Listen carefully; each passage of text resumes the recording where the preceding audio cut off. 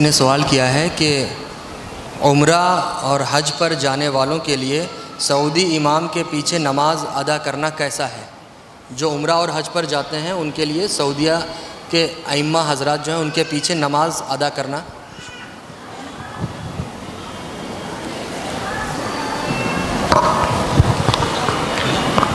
میں سوچتا ہوں کہ ایک ایسا ضابطہ میں آپ کے سامنے رکھوں کہ اس سوال کا جواب ایک جاہل بھی دے دے. کسی جاہل، کسی سنی جاہل سے بھی پوچھو گے تو اس سوال کا جواب وہ دے دے. تو میں سوچتا ہوں ایک ایک کا نام لے کے فلاں کے پیچھے فلاں کی کرنے کی ضرورت نہیں. ایک قاعدہ میں بتا دوں، شریعت کا ایک قاعدہ میں بتا دوں. ایک بات یہ بتائیے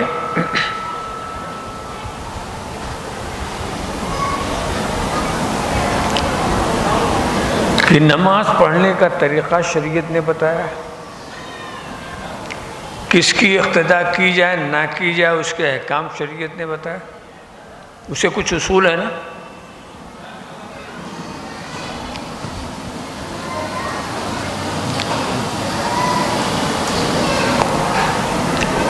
پہلے یہ بتائیے کسی نابالغ کے پیچھے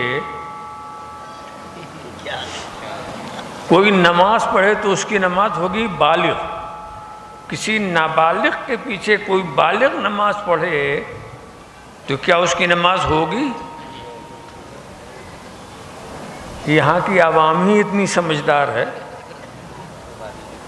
کہ اتنے مسائل کو خوب جانتے ہیں. اچھا، معلوم ہے کہ بالغ کی نماز نابالغ کے پیچھے نہیں ہوگی. اس لیے نہیں کہ وہ نابالغ کافر ہے، اس لیے نہیں کہ وہ گمراہ ہے. وہ مسلمان ہے، سنی ہے، سب کچھ ہے، مگر نابالغ ہے. بالغ کی نماز نہیں ہوگی. کیوں؟ بالغ پر نماز فرض ہے، نابالغ پر نماز فرض ہی نہیں.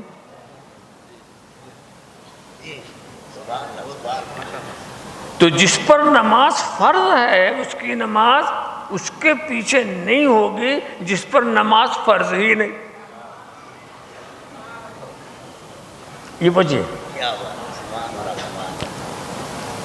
اس لیے کہ امام کی نماز قوی ہونی چاہیے، پیچھے والوں کی نماز سے افضل ہونی چاہیے. ہو گئی بات ایک، مگر یاد رکھیے گا اچھی طرح سے، اس لیے میں ٹھہر ٹھہر کے بتاؤں گا. آپ یہاں پوچھیں کہ صاحب یہ نفل و فرض کی بات جو آپ کرتے ہیں، علماء سے ہم نے یہ سنا کہ اگر آپ نفل جس کو کہتے ہیں وہ آپ نیت کر لیا یہ نفل کی تو اب وہ نفل واجب ہو گئی. نیت کی آپ نے نفل کی، وہ نفل ہے، مگر اب وہ نفل واجب ہو گئی. اس لیے کہ اگر چھوٹے تو اس کی قضا کرنی پڑے گی.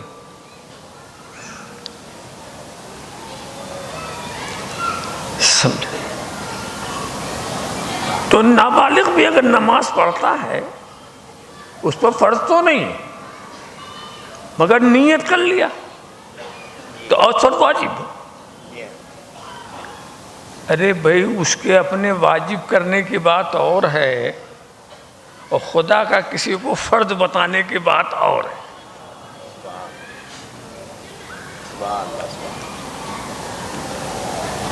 اچھا، اب یہ اور آگے بڑھیے. کیا گمراہ کے پیچھے متقی کی نماز ہو جائے گی؟ گمراہ کو چھوڑیے، فاسق کے پیچھے کیا متقی کی نماز ہو جائے گی؟ فاسق کے پیچھے متقی نماز نہیں ہوتی۔ فاسق اسے کہیں گے جس کا عمل خراب ہو، متقی اسے کہیں گے جس کا عمل صحیح ہو۔ تو فاسق کے پیچھے متقی کی نماز نہیں ہو سکتی۔ اب پوچھئے کیا کسی گمراہ کے پیچھے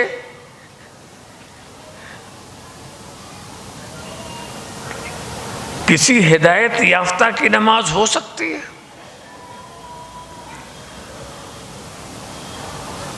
گمراہ کے پیچھے آپ کی نماز نہیں ہوگی۔ یہ شریعت کے احکام ہے، وجہ کچھ بھی ہو مگر یہ احکام ہے کہ نابالغ کے پیچھے بالغ کی نماز نہیں ہوتی،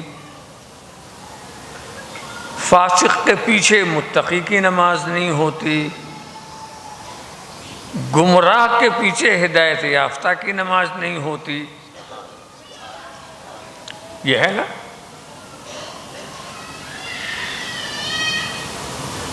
اب انصاف سے آپ ہی بتائیے، اس لیے ہم نے کہا کہ اس کا جواب آپ ہی دیں گے۔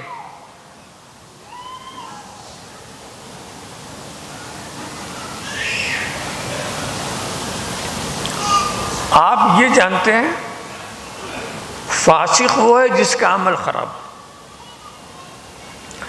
گمراہ وہ ہے جس کا عقیدہ خراب۔ عقیدہ خراب ہے تو گمراہ، عمل خراب ہے تو فاسق۔ سمجھا؟ اب آپ سوچ لیجئے، جو اسلام نابالغ کے پیچھے بالغ کی نماز نہیں اور ایسے فاسق کے پیچھے متقی کی نماز نہیں، یعنی جس کا عمل خراب ہے اس کے پیچھے نماز نہیں، تو جس کا عقیدہ خراب ہے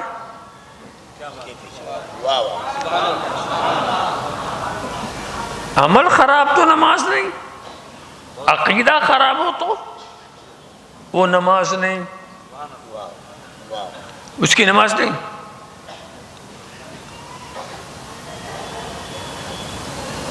اب ہم سے آپ مت پوچھئے کہ فلاں کے پیچھے نماز ہوگی کہ نہیں، فلاں کے پیچھے نماز ہوگی نہیں، یہ دیکھو کہ اس کا عمل خراب ہے کہ عقیدہ خراب ہے۔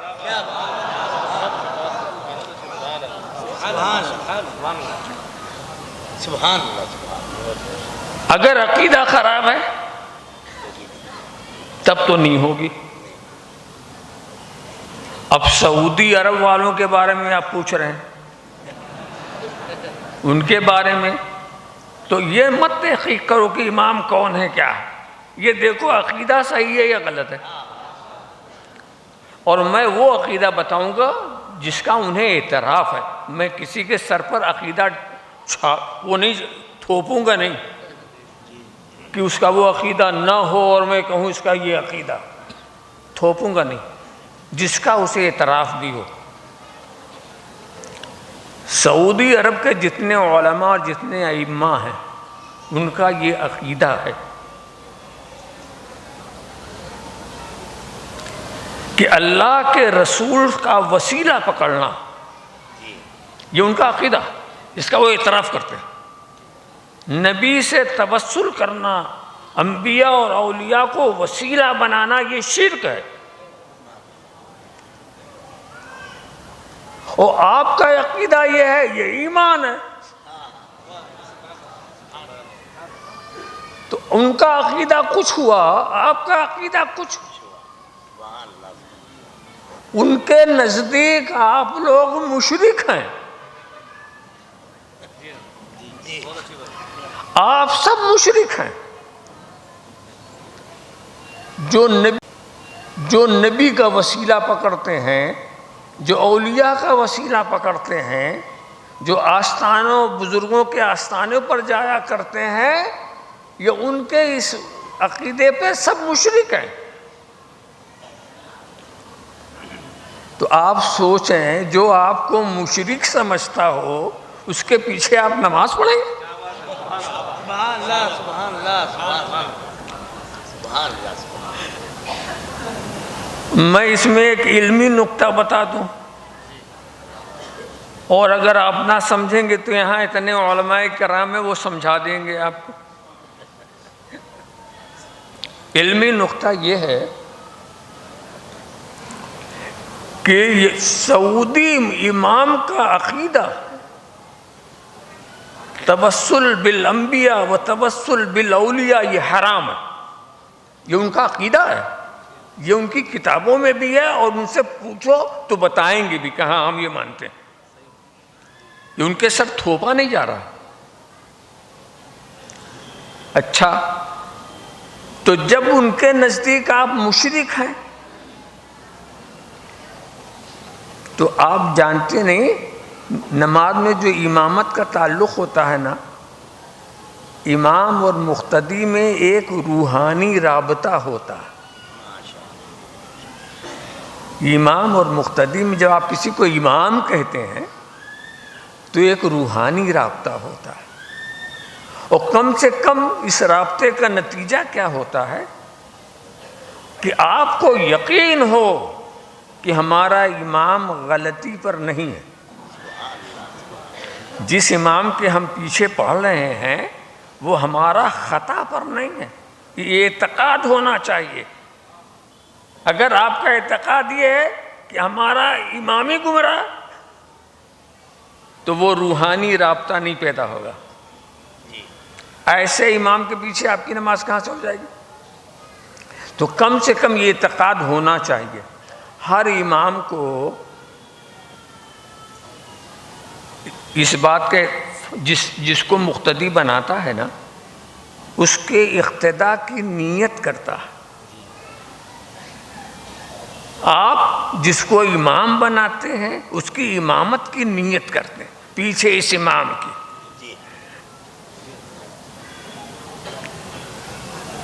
اور وہ آگے ان مقتدیوں کے،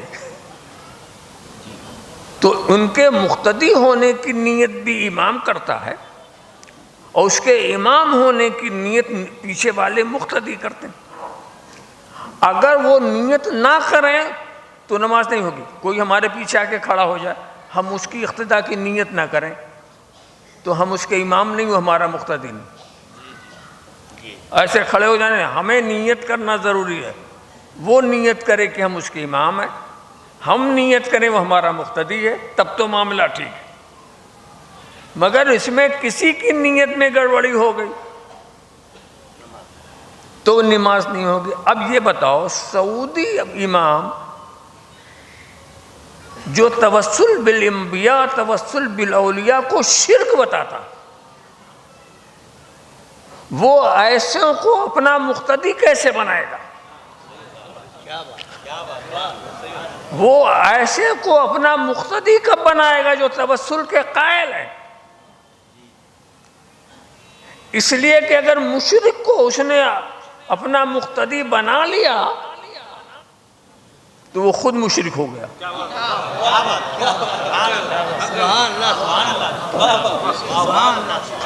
وہ خود مشرک ہو گیا، تو وہ کیوں بنائے گا؟ نہیں بنائے گا۔ جب وہ نہیں بنائے گا تو پھر اس نے تو آپ کو مقتدی مانا ہی نہیں، آپ کی اقتداء ہوئی کیسے؟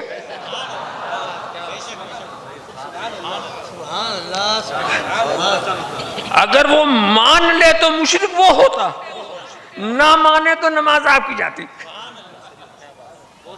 تو ایسے کے پیچھے کیوں کھڑے ہوتے ہو کہ نماز پڑھ کر بھی نماز نہیں پڑھی؟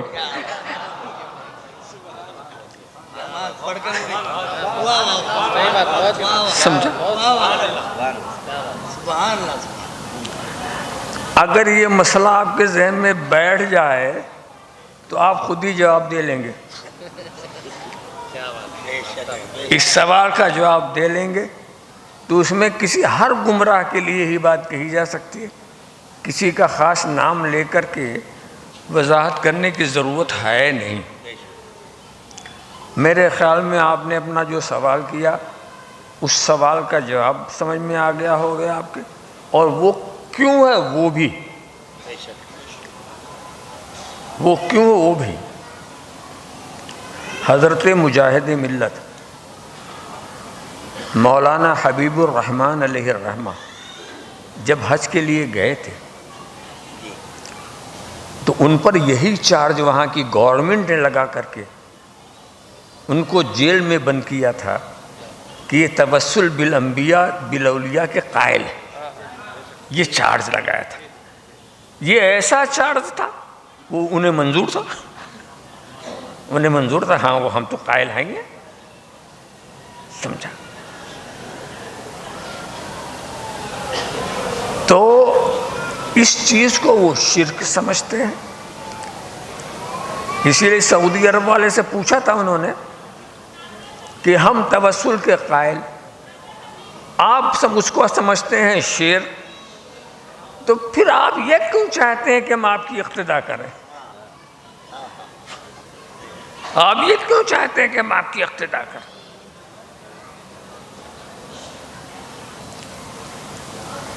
یہی الزام رکھ کر کے ان کو قید کیا گیا، تو پتہ چلا یہ ان کا عقیدہ ہے۔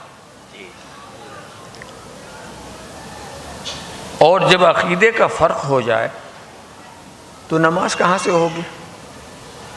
رب تبارک و تعالیٰ، یہ صحیح ہے جماعت سے نماز پڑھنا بڑی فضیلت کی بات ہے، مگر وہ جماعت صحیح ہو۔ جماعت اگر صحیح ہی نہیں تو جماعت ہی نہیں۔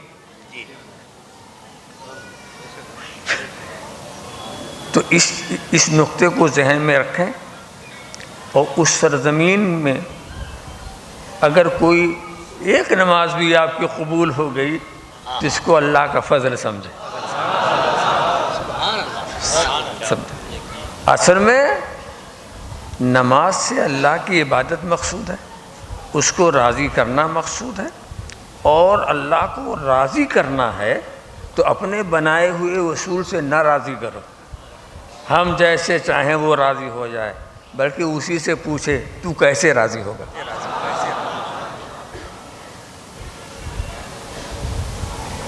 اللہ کو راضی کرو اسی کے بنائے ہوئے قانون سے۔ سعودیہ میں جمعہ، آپ لوگ سب مسافر ہوتے ہیں، جی ہاں، کسی پر جمعہ واجب نہیں، سب پر ظہر فرض ہے۔ بے شک بے شک بے شک، ہاں؟ مقیم ہو جاتے ہیں تو جب وہاں جمعہ ہو ہی نہیں رہی ہے تو جمعہ فرض کہاں؟ جہاں شرعی جمعہ ہو وہاں فرض ہے، جہاں ہوتی نہیں تو وہاں سے کیا ہوتا؟ ظہر ہر وقت فرض ہے آپ کے لیے، وہ جہاں بھی رہیے پڑھیے۔